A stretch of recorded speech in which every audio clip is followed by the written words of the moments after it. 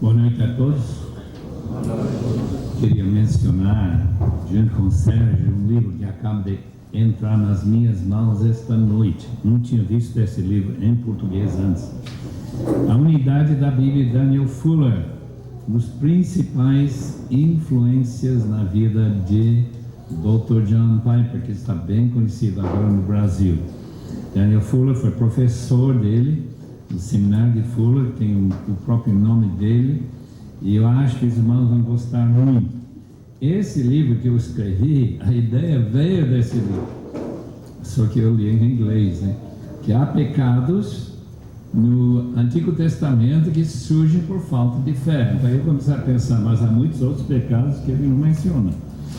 E aí tem outro livro de um amigo que eu conheço já há muitos anos, desde 88, 84, Dr. Carson, talvez a cabeça mais capaz que já encontrei em toda a minha vida. Eu gostei muito dele. Ele acaba de lançar um livro, não tão recentemente, sobre o Espírito e os dons do Espírito, nos capítulos 12, 13 e 14 de 1 Coríntios. Para aqueles que têm dúvidas sobre exegese, porque ele é uma autoridade na língua grega, podem dar uma olhada nesse livro. Muito bem, essa noite nossa responsabilidade é tentar, eu vou ser muito falho, deixe-me dizer desde já, eu peço perdão, muito falho, e realmente falar sobre tudo o que os evangelhos têm a dizer sobre idolatria. Os irmãos sabem que a palavra idolatria nem aparece nos evangelhos, não vai encontrar em lugar nenhum. Mas o que se encontra é o fato de idolatria, tal como no mundo evangélico, não é ausente nem nos evangelhos e nem em nossos próprios corações. Então, a tentativa de usar a palavra de Deus para chamar a atenção a essa idolatria que nós também não somente experimentamos, mas seguimos e adoramos. Eu estive em Juazeiro do Norte, não sei quantos aqui já conhecem esse interessantíssimo lugar. Ali tem uma imagem de um padre chamado Cícero. Eu não conheci ele pessoalmente, mas o que me surpreendeu é ver o tamanho dessa imagem. Lá atrás, na nossa casa, tem uma igreja católica com uma imagem de Maria que não deve ter mais do que 1 metro e pouco, lá em cima da torre. E todo mundo está muito familiarizado com a elevação de Maria como Rainha dos Céus. Agora, Padre Cícero era um padre. Não era evangélico, claro. Mas o que o coração humano faz, isso se vê principalmente na elevação de Maria e os santos da Igreja Católica, que mesmo que a Bíblia condena tão constantemente idolatria, é impressionante que a Igreja, mesmo assim, não deixa de criar ídolos, imagens, e a gente adora aquelas imagens. Qual é o problema da imagem? Isso deve ficar muito claro para nós. Idolatria, para colocar uma só frase, é colocar algo para nós que seja mais importante do que Deus. Deus reivindica ser supremo na vida dos seus filhos. Portanto, idolatria é quando nós damos uma supremacia a outra coisa, seja uma pessoa, seja algum pensamento, seja dinheiro, seja o que for. E quando isso acontece, nós caímos nesse terrível pecado de idolatria. O que o Dr. Bill, que veio falar para o Congresso em Águas Lindóia, uns meses atrás, chamou nossa atenção, está no seu livro, que está com certeza lá na mesa, é que idolatria tem outro mal, além de reduzir Deus, inferiorizá-lo, é de transformar a gente, quem adora o ídolo, nessa mesma imagem. Os irmãos sabem que nas epístolas, que temos que falar amanhã à noite, idolatria nas epístolas, que contemplar Jesus Cristo como seu verdadeiro Senhor, Salvador, Deus, transforma você de glória em glória na imagem dele. Essa frase realmente trata de todo tipo de idolatria, todo tipo de verdadeira adoração que se coloca à disposição daquele ídolo. Muito bem, vamos abrir a palavra de Deus, porque nós estamos aqui para essa finalidade, na esperança que Deus nos fale. Eu quero ler um pequeno trecho de Mateus 6. Mateus, capítulo 6. Faz parte do grande sermão de Jesus, conhecido como Sermão do Monte. Eu quero ler um pequeno trecho, começando com o versículo 19 e terminando com o versículo 24. Mateus 6, 19. Não acumulem para vocês tesouros na terra, onde a traça e a ferrugem destroem e onde os ladrões arrombam e furtam. Mas acumulem para vocês tesouros nos céus, onde a traça e a ferrugem não destroem e onde os ladrões não arrombam nem furtam. Pois onde estiver o seu tesouro, aí também estará o seu coração. Os olhos são a candeia do corpo. Se os seus olhos forem bons, todo o seu corpo será cheio de luz. Mas se os seus olhos forem maus, todo o seu corpo será cheio de trevas. Portanto, se a luz que está dentro de vocês são trevas, que tremendas trevas são. Ninguém pode servir a dois senhores, pois odiará um e amará o outro, ou se dedicará a um e desprezará o outro. Vocês não podem servir a Deus e ao dinheiro. Senhor amado, rogamos que Tua palavra nesta noite tenha força de transformação.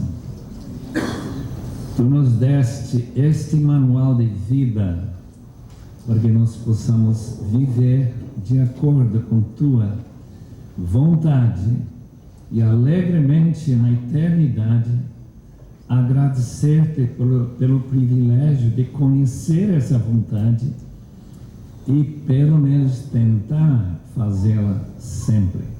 Em nome de Jesus. Amém. Olha bem para esse texto. Tem 3 indicadores de idolatria. Que dinheiro, ou como diz a última palavra, Mamon, um Deus chamado Mamon, uma palavra aramaica que pode ser traduzido como posses ou até o dinheiro. Primeiro, a simples frase que nós encontramos em versículo 21. Pois onde estiver o teu tesouro, aí também estará o seu coração. Adoração requer algo acontecer no seu coração. E quando se usa essa frase, ali estará seu coração, Se seu tesouro está num banco de Anápolis, então você tem seu coração enterrado nesse banco. Por quê?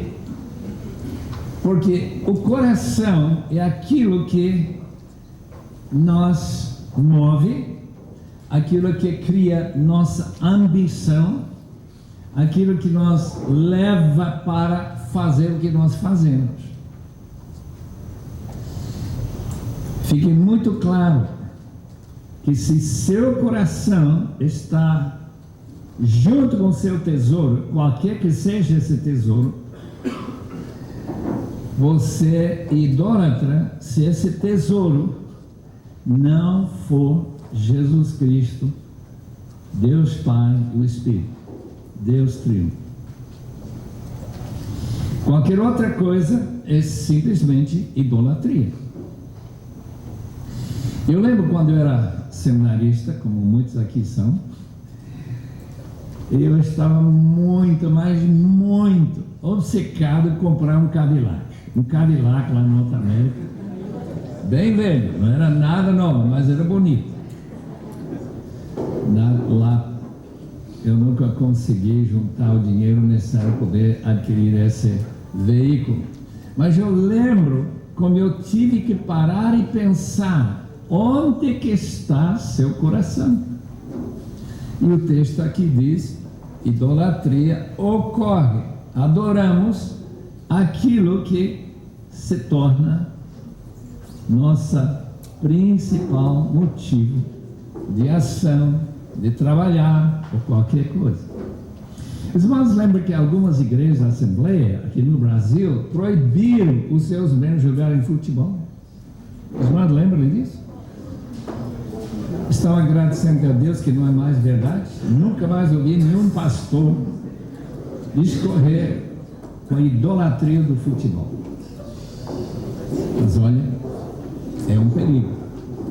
Eu estive em Itaguaí, Rio de Janeiro, falando com um rapaz que admitiu que ele idolatrava o futebol, até um dia que alguém chamou atenção a essa idolatria, já que ele nunca perdia nenhum jogo, não importava qual a situação, chuva, frio, qualquer coisa para lá, para ver se seu time ganhar ou perder. Segunda palavra que os irmãos têm que notar nesse texto, onde o texto diz: os olhos são candeia do corpo, se os seus olhos forem bons, todo o seu corpo seria cheio de luz. Mas se seus olhos forem maus, todo o seu corpo será cheio de trevas. Isso é uma pequena sugestão de que idolatria está muito ligada a esses dois bolinhos lá na sua cabeça. Aquilo que você vê. Mencionei o Cadillac, mencionei a pessoa que idolatrava futebol. O cego não tem esse problema. Ele tem que imaginar essas coisas. Mas com seus olhos, você liga a uma das fontes de maior pecado neste era em que estão vivendo. Nada menos, nada mais do que pornografia. A própria Bíblia diz: se você tiver problema nesta área, tire o seu olho. O que a Bíblia chama desse problema de lascívia? Estimular aquele sentimento. A Bíblia chama isso de idolatria. Nós vamos ver isso nas epístolas de Efésios e também de Colossenses. Então esse texto diz: se seus olhos são focados em qualquer coisa que não seja para a glória de Deus, já que Ele demanda que tudo que fizermos seja para a sua glória, nós temos que confessar e arrepender que somos idólatras. A última frase nesse texto que trata de idolatria é a palavra que encontramos no versículo 24, quando diz: ninguém pode servir a dois senhores. A palavra servir é a palavra doulo. Doulo, como devem saber muito bem, ou doulos, é um escravo. O escravo é uma pessoa que não pode dividir sua atenção. Ele é totalmente dominado pelo seu senhor. Então, se você tem dois senhores e você é escravo dos dois, você tem que se dividir em duas pessoas, que é impossível. Portanto, o que o texto está dizendo aqui, na escravatura, é que nossa tentação é servir a dinheiro. Aquilo que nos traz alegria é acumular, como diz o texto, né? Não acumulem aqui na terra, mas no céu, para que onde estiver seu tesouro, lá seu coração também esteja. Mas o problema é justamente esse, que nós que queremos servir a Deus, ao mesmo tempo estamos muito felizes se nós ganharmos um bônus, talvez um acréscimo no salário, ou se alguma coisa acontece que um tio seu que morreu, você não sabia nem que era rico, ele manda 500 mil reais para sua conta, e você disse: que tristeza, agora eu vou ter que cuidar desse dinheiro todo. Por que você fica alegre? É porque uma das mais potentes fontes de idolatria é mamon, possuir. Eu lembro uma pessoa que falou o seguinte: eu ganhei suficiente dinheiro para nunca ter que fazer uma coisa que eu não quero fazer. É mais ou menos isso. Eu não quero servir a ninguém. Eu quero ser totalmente livre para fazer o que eu quero fazer, ir para onde quero ir, comer o que eu quero comer e assim por diante. O problema qual é? Falta de dinheiro. Portanto, se você acha que adorando esse Deus ele vai te dar mais daquilo, então é uma tentação terrível. Não é de balde que a palavra de Deus diz em 1 Timóteo capítulo 6, versículo 10, que o amor ao dinheiro, não o dinheiro, amor ao dinheiro é fonte de todo tipo de mal,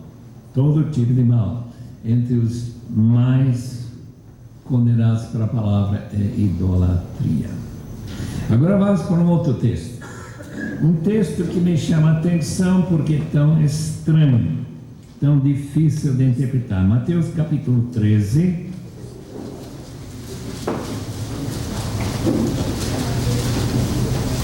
parábola dos 4 solos e a semeadura.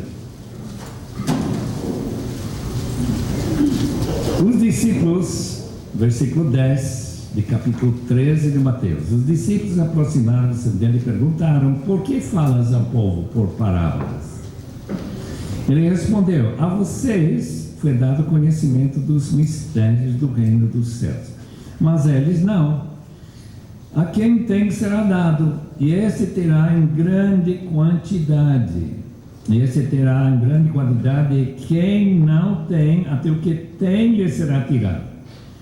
Por essa razão, eles falam por parábolas, porque vendo eles não veem, e ouvindo não ouvem, nem entendem. Nele se cumpre a profecia de Isaías: ainda que estejam sempre ouvindo, vocês nunca entenderão, ainda que estejam sempre vendo, jamais perceberão, pois o coração deste povo se tornou insensível, de má vontade ouviram com seus ouvidos e fecharam os seus olhos. Se assim não fosse, poderiam ver com os olhos, ouvir com os ouvidos, entender com o coração e converter-se. Deus curaria. É como se Deus levantasse uma barreira intransponível para suas criaturas, que Ele mesmo convida a se dobrar e curvar e adorar. Os irmãos que estiveram aqui ontem, eu não estava, infelizmente, para ouvir o que foi falado sobre Isaías 6, mas esse texto é uma citação de Isaías 6. A mensagem que o profeta e sacerdote tinha que dar para Israel até o exílio, e que o exílio acabaria com esse mal de idolatria. Realmente deve ter acabado com alguns, mas não acabou com todos não, porque agora estamos na época de Jesus e o mesmo pecado de dureza de coração está nos ouvintes. E quando há um tipo de dureza de coração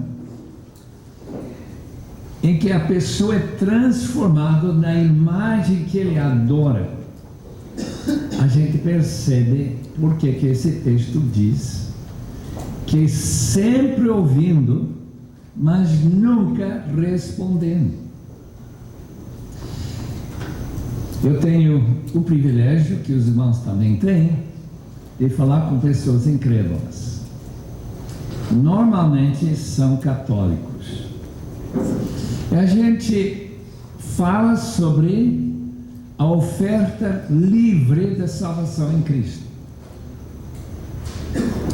Os irmãos acham que esses indivíduos ficam animadíssimos, me fale mais, explica mais esse negócio, que eu posso ter certeza de chegar no céu e ser aceito por Deus, totalmente perdoado, livre, sem passar muito tempo no purgatório.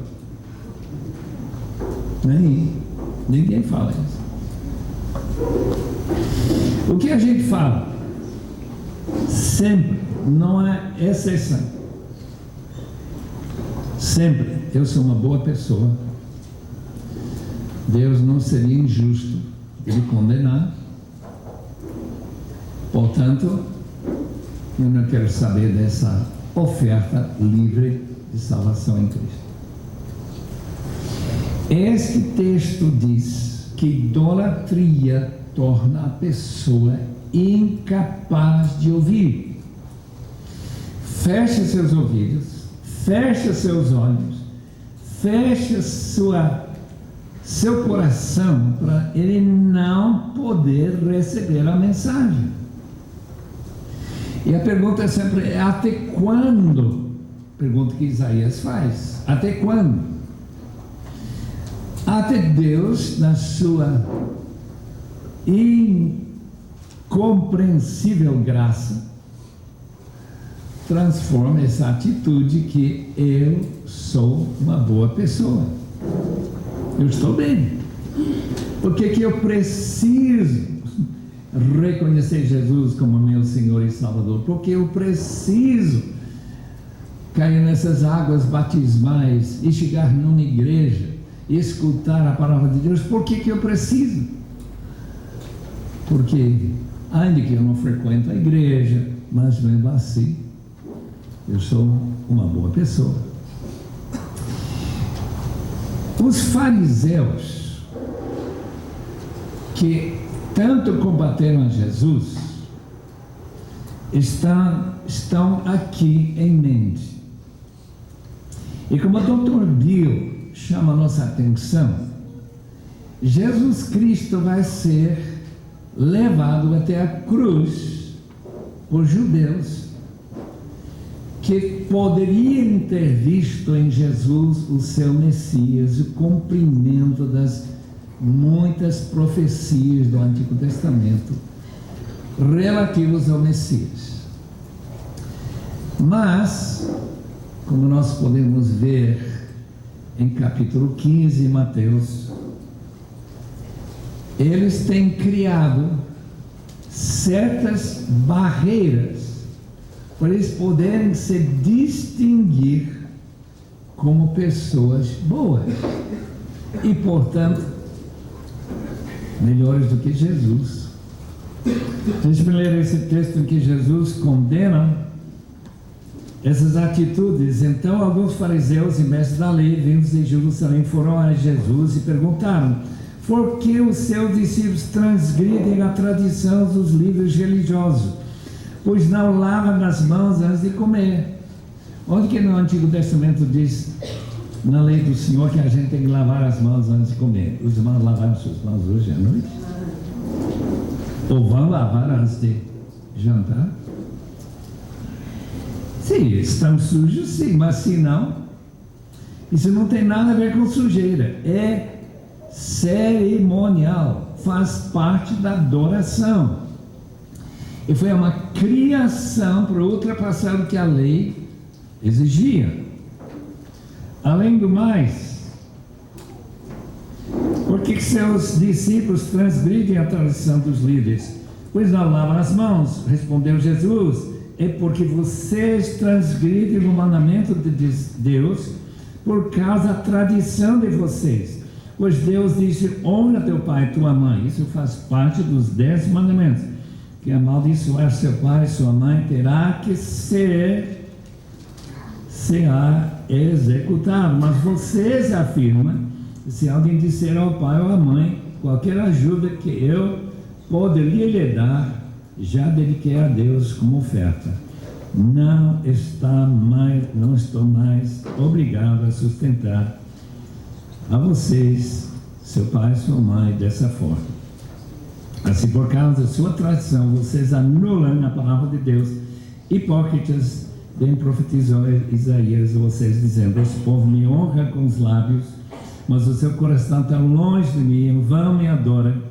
Seus ensinamentos não passam de regras ensinadas por homens. E Jesus percebeu exatamente essa idolatria. Honra os lábios, mas o coração não está envolvido. Eu recebi um telefonema de um ex-aluno meu, lá de São Paulo. Ele estava bastante triste ao sair da igreja que ele pastoreava. Disse para mim: eu nunca mais vou aceitar uma igreja de idosos. Espera aí, meu amigo. O que o irmão está falando? A igreja que tem gente que está mais tempo no Evangelho é menos passível de ouvir a palavra de Deus, é isso mesmo. É isso mesmo. Graças a Deus, isto não é em todas as igrejas. E ele estava se generalizando. O que é que acontece? Na medida que uma pessoa que ou nunca se converteu, ou sua conversão foi apenas de boca para fora, diante de ouvir a palavra de Deus, em vez de aceitar a transformação, em vez de mudar e obedecer a palavra, ele cria outras regras, tal como a famosa regra que uma pessoa me falou para mim: eu não deixei de estar na escola dominical durante 20 anos sem perder um só domingo, agora que eu vou para o céu mesmo. Idolatria. Idolatria evangélica. Queridos irmãos, há uma tendência constante em todos nós, de deixar a adoração se tornar uma rotina, uma prática religiosa e não verdadeira adoração. O coração não está envolvido, a emoção não está envolvida, o verdadeiro amor a Deus não está envolvido, e o resultado é invariavelmente idolatria. Nós não podemos, queridos irmãos, jovens, futuros pastores e pastores presentes aqui esta noite, nós não podemos deixar de notar que todos nós temos a tendência de criar nossos pastores Cíceros. Por quê? Porque ele sempre fala bem de mim. Sou pessoa generosa, sempre dou meu dízimo. Eu estou sempre lá na frente. Logo ele é presbítero, diácono, alguma coisa assim. E lá está a pessoa que me ajuda a chegar a essa posição. E só descobrir, como disse a palavra de Deus. Só com seus lábios que me adoram, mas o coração está longe de mim. Irmãos, verdadeira adoração ao Deus único, é quando uma verdadeira humilhação nós buscamos onde que eu tenho lhe ofendido o Senhor. Vamos lá por mais um texto. Esse texto aqui é bem interessante também. É capítulo 2 de João. Jesus entra naquele enorme pátio. Quem foi para Israel? Podem ir conosco agora em janeiro, com Luiz Saião. E 12 campos de futebol. O templo, muito menor do que aquele templo novo do Edir Macedo. Tem espaço por muito animal. E um dos grandes negócios da época, naquele local, é de seu animal ter defeito. Quer dizer, o sacerdote tem que examinar, tudo tem que ser sem defeito.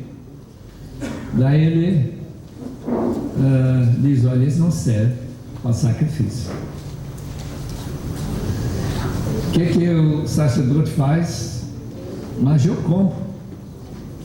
Daí ele compra por metade do preço, talvez 2/3 do preço, e coloca a venda já com o aval do sacerdote. E daí vai entrando o dinheiro. O câmbio, porque a gente tem que colocar o meio ciclo dentro do gasofilácio. Tudo para enriquecer esses sacerdotes. O que Jesus pensa sobre isso? Em primeiro lugar, ele está muito irritado. Ele cria um tipo de açorrague, chicote de cordas, expulsou todos do templo, isto é, da área do templo, bem como as ovelhas, os bois, espalhou as moedas dos cambistas, virou as suas mesas, aos que vendiam pomos, disse, terem essas coisas aqui, parem de fazer da casa do meu pai no mercado. Seus discípulos lembraram-se que está escrito, o zelo pela tua casa me consumirá. Esse texto cita Salmo 69, em que não é uma profecia, mas uma declaração. Só que Jesus transforma numa profecia que trata da sua crucificação. A ira daqueles que estavam vendo Jesus, em primeiro lugar, expulsar todas essas fontes de lucro e também dizer que essa casa era do seu pai e não era do sumo sacerdote e do resto dos grandões lá. Quando isso acontece, eles dizem, esse homem terá que morrer, ele vai morrer. Zelo para tua casa me consumirá. Mas quando chegamos em versículo 19, nós lemos o seguinte, Jesus lhes respondeu, que sinal milagroso o Senhor pode mostrar-nos como prova de sua autoridade para fazer tudo isso? Jesus lhe respondeu, destrua esse templo e eu o levantarei em 3 dias. O que quer dizer isso? Os judeus não entenderam nada. Esse templo está em construção, 46 anos, E o Senhor vai levantá-lo em 3 dias? Obviamente, ridículo. Mas o templo do qual ele falava era o seu corpo. Mais tarde, quando ele fala com a mulher de Samaria, ele vai declarar uma coisa que explica esse texto. Ele disse: nem aqui, Monte Gerizim, lugar onde os samaritanos adoravam, nem Jerusalém, onde está o templo, é o lugar onde se deve adorar. Jesus declarou: creia em mim, está a próxima hora em que vocês não adorarão o Pai, nem neste monte, nem em Jerusalém, vocês samaritanos adoram que não conhecem, assim por diante. Em outras palavras, Jesus está dizendo que este templo está condenado por Deus por uma razão: se tornou centro de idolatria. Que tipo de idolatria o templo produziu? Interessantemente construído por um edomita, Herodes, o famoso Herodes o Grande, e os seus sucessores, obviamente. Que idolatria era o templo? O templo era para todas as nações, era um lugar para evangelização, mas em vez disso se tornou um tipo de bazar oriental para ganhar dinheiro. E Jesus diz: agora então vamos acabar com esse templo, e eu vou levantar em 3 dias o templo que vai perdurar até a eternidade, que é a própria pessoa de Jesus, que através do Espírito Santo ele cria o templo universal que corresponde ao corpo de Cristo. Quando Paulo vai chamar a igreja de Corinto, vocês são templo, os irmãos entendem muito bem que ele está falando do corpo de Cristo como pessoas. E essa unidade de todas essas pessoas em torno de Cristo, que está no meio deles através do seu Espírito, esse templo é o templo que agora passa a ser a casa do Pai. Quando chegamos, portanto, em capítulo 14 de João, Jesus, falando sobre sua ida até a cruz e sua volta pela ressurreição, ele vai usar esta mesma frase: a casa do meu Pai, onde há muitos aposentos. Se não fosse assim, eu lhes teria dito: vou preparar-lhes lugar. E se eu for e lhes preparar lugar, voltarei e os levarei para mim, para que vocês estejam onde eu estiver. Vocês conhecem o caminho para onde eu vou. A casa do Pai é o templo que não se limita nem à terra nem ao céu. É onde está Jesus. E Jesus está aqui no nosso meio, em Anápolis. Ele está em todos os lugares onde esse templo está sendo edificado, onde tem pessoas que adoram o Senhor Jesus, Deus em verdade. Eles fazem parte desse templo. Esses diferentes aposentos, como os diferentes ramos na videira, são simplesmente essas divisões que tem geográficas. Mas o templo é um templo só, uma videira só, a casa do Pai. Ninguém pode chegar a esse templo, a essa casa do Pai, senão pela morte e ressurreição de Cristo e crendo nele. Creia em Deus, creia também em mim. Portanto, essa purificação do templo, essa morte de Cristo, essa ressurreição, todos relacionados com a formação dessa igreja universal que será verdadeira missionária. E o fato que nós estamos aqui e não lá em Jerusalém esta noite mostra como Deus tem abençoado no mundo inteiro este conceito que nós lemos aqui, em cumprir o motivo dessa destruição do templo, que era seu corpo e ressurreição em 3 dias. Mais um texto Para encerrar, depois vamos ter as suas perguntas. Abrem suas Bíblias agora em Marcos capítulo 8.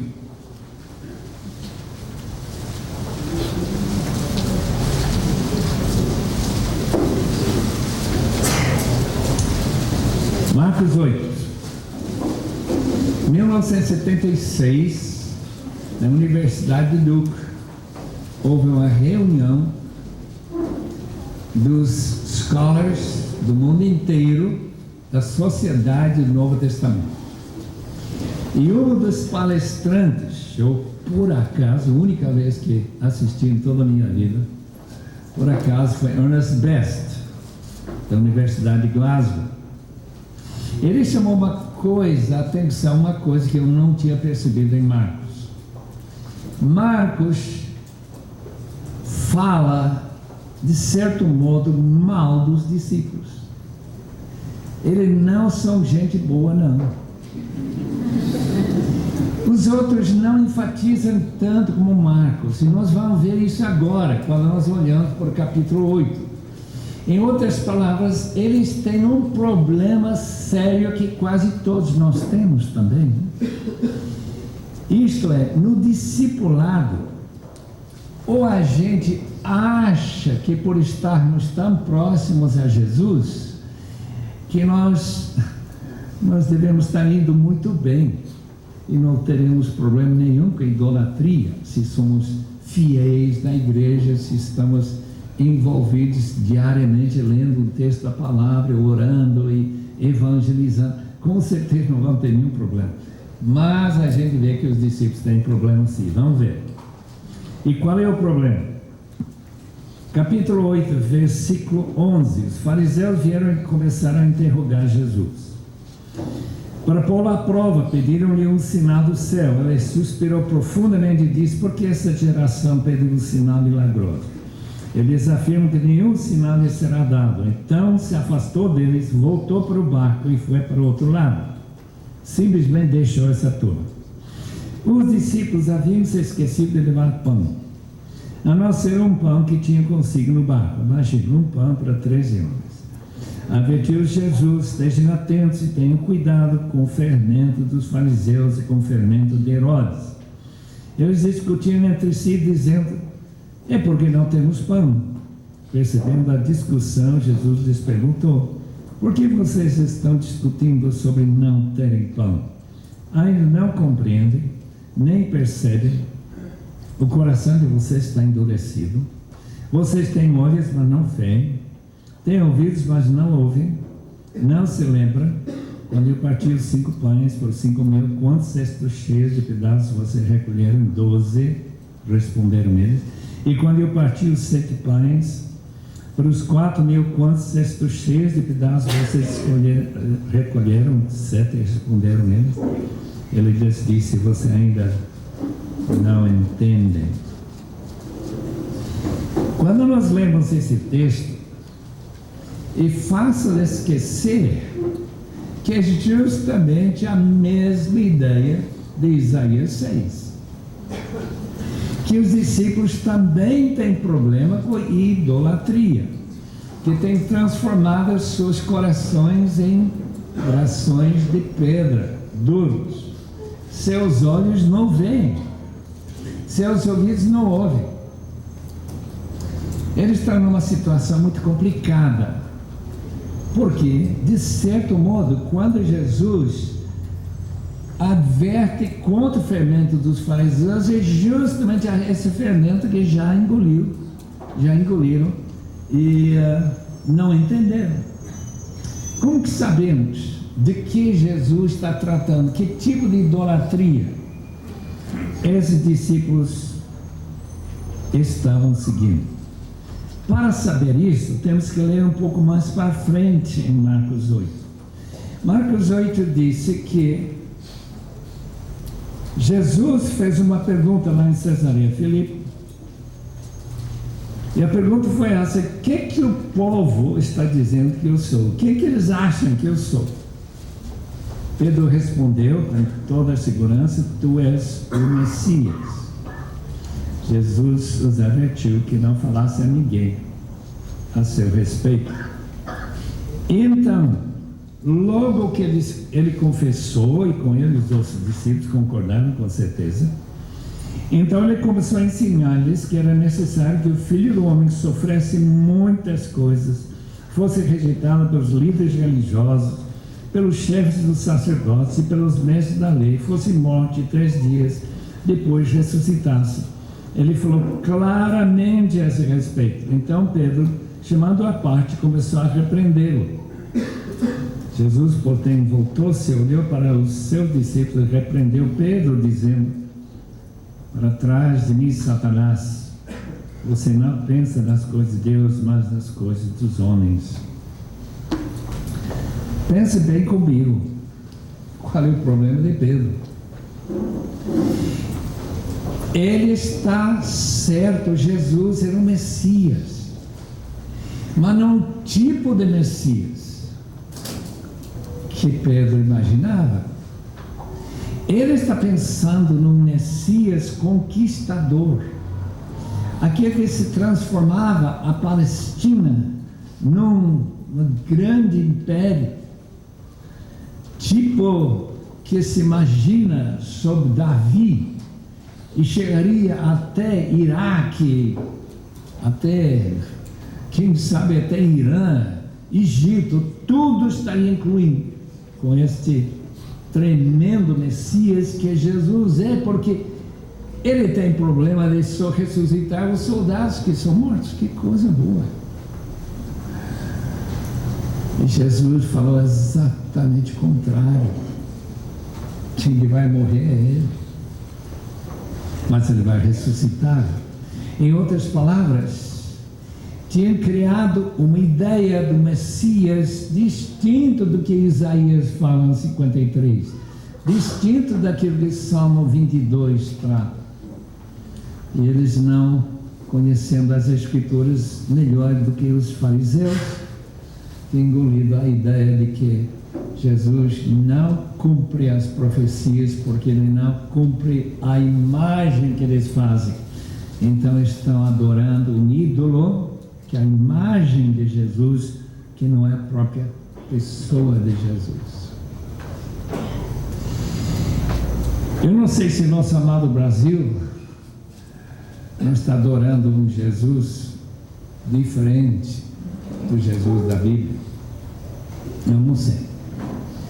Eu vejo essas multidões que se aglomeram em volta, por exemplo, um senhor Valdomiro Santiago, e fico impressionado. O que está atraindo essas pessoas? Não é um Messias curador? Não é um Messias milagroso? E não um Messias realmente crucificado e que convida as pessoas com ele serem crucificados? Jesus chama Pedro, e seus outros discípulos concordaram com ele, como Satanás. E o que Satanás está interessado em fazer com todos nós? Idólatras. Se ele consegue isso, ele consegue tudo o que ele quer. E Jesus disse, chamando a atenção a Pedro: você é idólatra. Os discípulos, portanto, correspondem ao milagre de capítulo 8 de Marcos. Interessante esse milagre da cura do cego de Betsaída. É o único milagre de Jesus que não foi completo de uma vez. Foi feito em 2 estágios. E esses 2 estágios correspondem a antes da morte de Cristo e depois da morte de Cristo. Quando que Pedro vai negar Jesus? Quando que ele vai repreender a Jesus? Sempre vai ser antes da sua morte e ressurreição.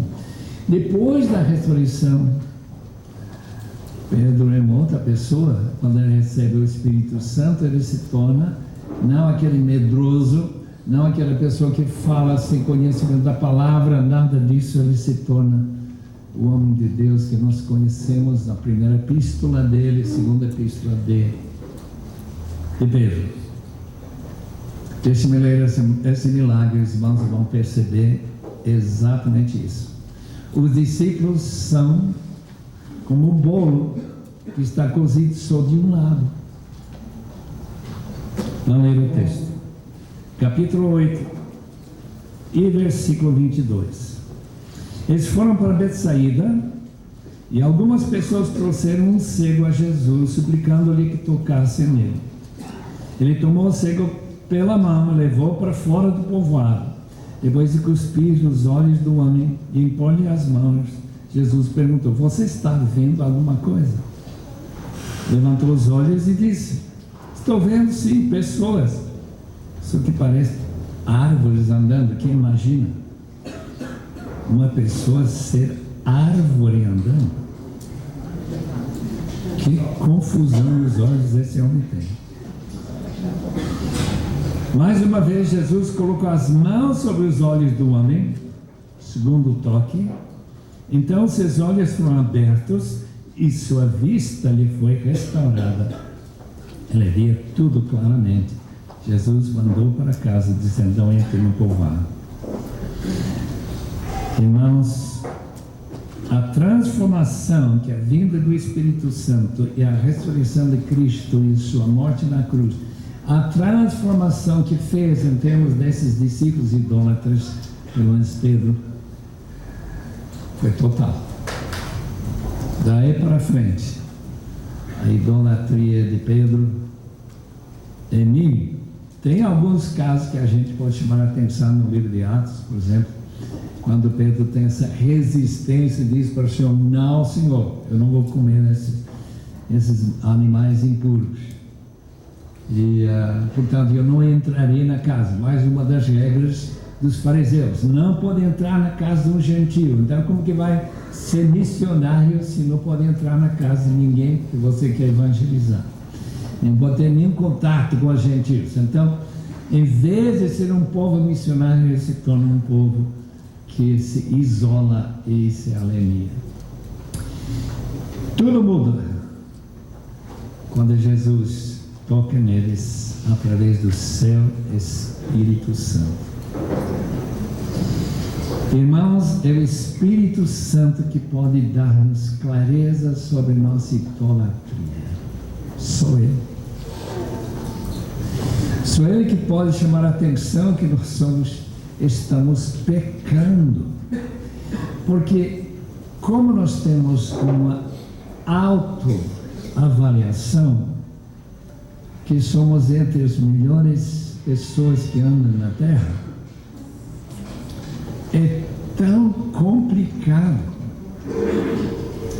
ver que nós somos idólatras, que nós temos o fermento dos fariseus, temos o fermento de Herodes, que é claro, a gente ganhar muito dinheiro, ficar muito rico, para construir tudo que ele construiu tem que ser muito rico.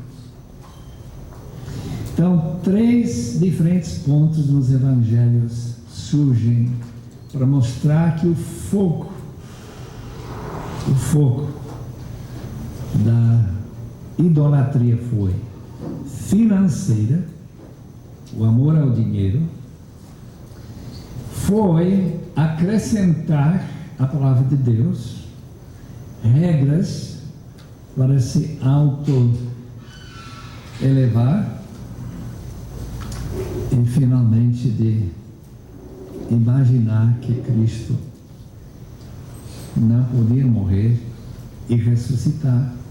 Ele tem que ser esse Messias que todos estavam esperando, em que eles seriam os primeiros ministros e cuidariam de tudo junto com Jesus, e que alegria eles teriam em ocupar aquelas posições que nós estamos vendo nessa época de eleições. Portanto, amados irmãos, que Deus nos ajude a perceber a nossa idolatria. Vamos orar, depois vamos ter suas perguntas e naturalmente depois vão poder aproveitar esses livros que estão aí, que podem ajudar muito, especialmente nessa área de idolatria. Amado Senhor, Deus da glória, como nós precisamos olhar para Ti, na realidade Tua palavra, tal como a Tua palavra desde o Antigo Testamento explica aquele que veio não para ser servido, mas para servir e para dar a sua vida em resgate de muitos. Abençoe cada um que está nesse recinto. Rogamos, Senhor, que Tu nos des essa visão clara que aquele cego de Betsaida ganhou, essa visão clara que Pedro ganhou após a ressurreição e dia de Pentecostes. Rogamos, Senhor, que esta cidade possa ver em nós verdadeiras reflexões daquele que nós adoramos em espírito e em verdade. Em nome de Jesus. Amém, Senhor.